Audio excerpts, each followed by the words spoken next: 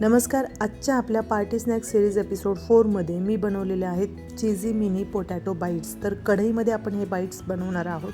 त्यासाठी मी छोटे बटाटे घेतलेले आहेत, स्वच्छ धुवून घेतले, पुसून घेतले. कढई आपण 10 मिनटासाठी सुरुवातीला प्रीहीट करून घेतली. त्यानंतर त्यामध्येच हे छोटे छोटे साईजचे जे बटाटे आहेत ते ठेवून द्यायचे आहेत आणि आपल्याला 20 मिनटं हे बटाटे बेक करून घ्यायचे आहेत. वरच्या साईडने थोडंसं मीठ या पद्धतीने मी वरून टाकलेलं आहे. झाकण ठेवून 20 मिनटासाठी मंद गॅसवरती बटाटे बेक करून घेतले. त्यानंतर पलटी करायचे आणि गॅस बंद करायचे आणि झाकण ठेवून पुन्हा आपल्याला हे असेच 10 मिनटासाठी ठेवून द्यायचे आहेत. बटाटे थंड झाले की बाहेर काढायचं आहे. त्यावरचं मीठ थोडंसं आपल्याला झटकून घ्यायचं आहे आणि हे बटाटे हलक्याच हाताने दाबून घ्यायचे आहेत.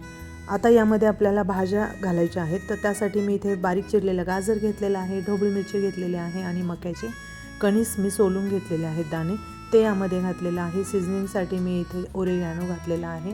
त्यानंतर लाल तिखट, मीठ, मिक्स हर्ब्स घातलेलं आहे.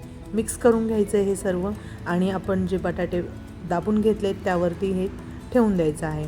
तर चमच्याने हे ठेवून दिलेले आहेत. त्यानंतर यावरती मी मोझरेला चीज घातलेलं आहे.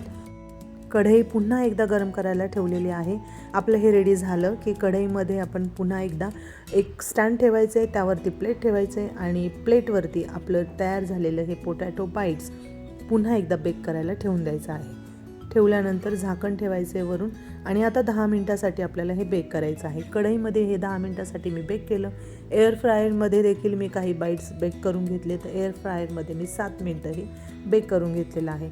वरच्या साईडने बघा कसा गोल्डन कलर आलेला आहे आणि कढईमधलं देखील छान चीज मेल्ट झालेलं आहे. तर आपले हे तयार झालेले आहे चीझी पोटॅटो बाईट.